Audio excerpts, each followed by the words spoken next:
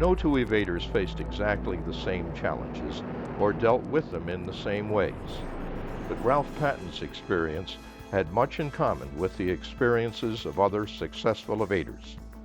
This is his story. I'm Ralph Patton, and I was studying for an accounting exam on December the 7th, 1941, when the Japs hit Pearl Harbor. So I threw away my books and quit school and enlisted in the United States Air Force as a flying cadet, we called them in those days. And I was actually called to active duty in August of '42, and I graduated from flying school at Aldous, Oklahoma in May of 1943. I ended up as a co-pilot in the B-17 and went overseas in October of 1943, where I was assigned as co-pilot on the Crew 38 in the 94th Bomb Group, the 331st Squadron, stationed at Bury St. Edmunds in the southeastern England.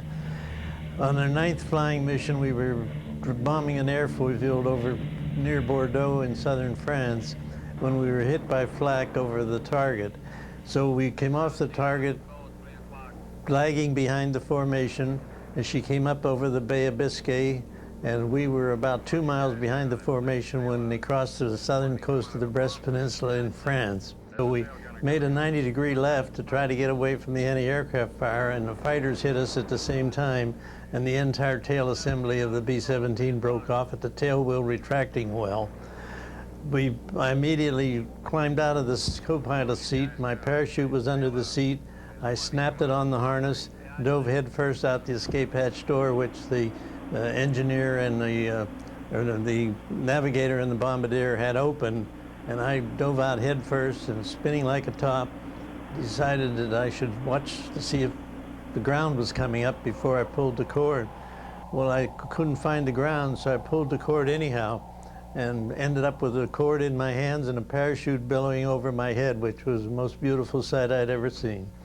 And I could hear the dogs barking, and I could hear the whir of the FW-190 as it circled me, and I thought sure that he was going to come and take a shot at me or two.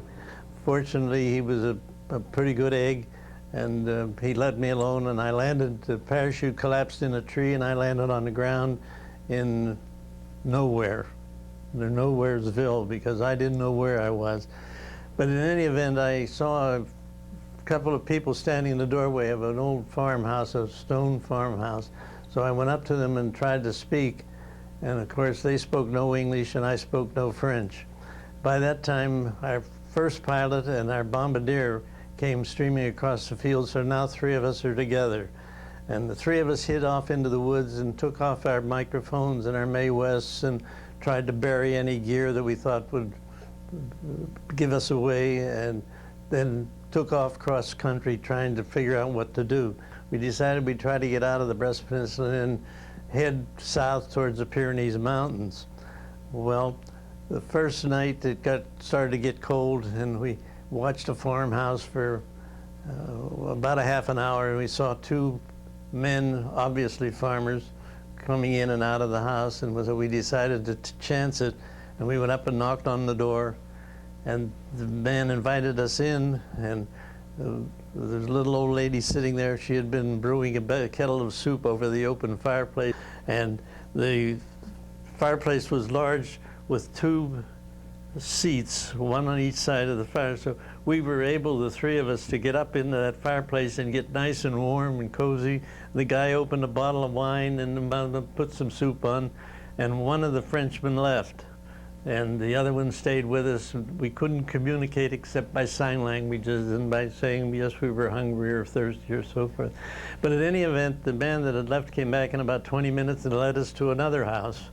And there they put us up for the night and gave us a map and directed us to supposedly a monastery. We slept in a field that night and damn near froze. We tried to light a fire and couldn't get the fire going. And finally we just kept walking, and we're walking through a town, and 2 figures pop up out of the ditch. Well, we thought sure that they were Germans and that the jig was up for us, but as it turns out, it was our flight engineer and the navigator from another ship. So now we're 5 Americans wandering around the French countryside in broad daylight, as it turned out. Finally, we come to a little village called Pleuret. And as we circumnavigated the town, a little schoolboy was standing in the middle of the road. It turns out we later learned that the kid was heading back for school after lunch. And when he was late for school, the teacher reprimanded him and wanted to know why he had been late. And she said, "Teacher, I saw 5 American airmen in the road." Well, she was flabbergasted, and so she turned her class over to another teacher, and she came looking for us.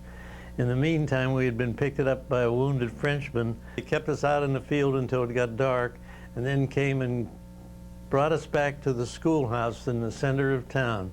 And they sheltered 5 of us for 5 weeks.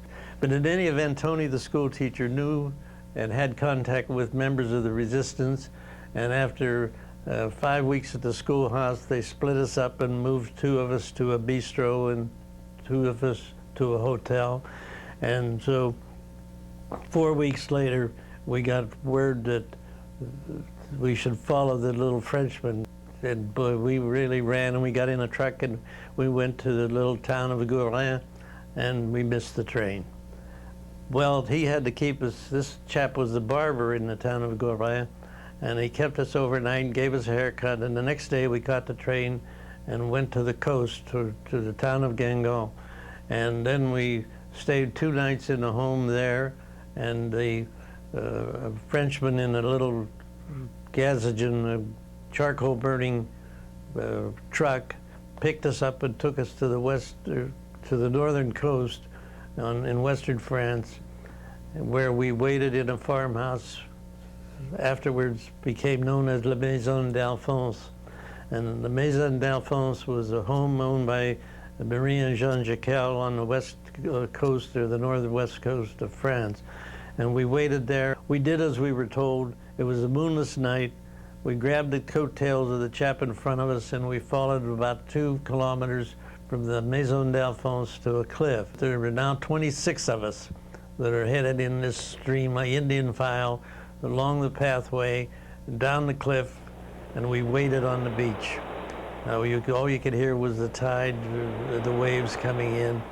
But after an hour's wait, the German coastal defense batteries opened fire and lit up the coast like daylight. And the big boom of the cannon just scared the daylights out of us. We thought after all this that the church is now out. But in any event, this shooting stopped. We waited another hour and a half, and there's a man standing up in the middle of the cliff with a little torch, as the British called it, a little flashlight, and they had various lenses for it. They had a blue lens if everything was okay. They'd put a red lens on if there was danger at the shore.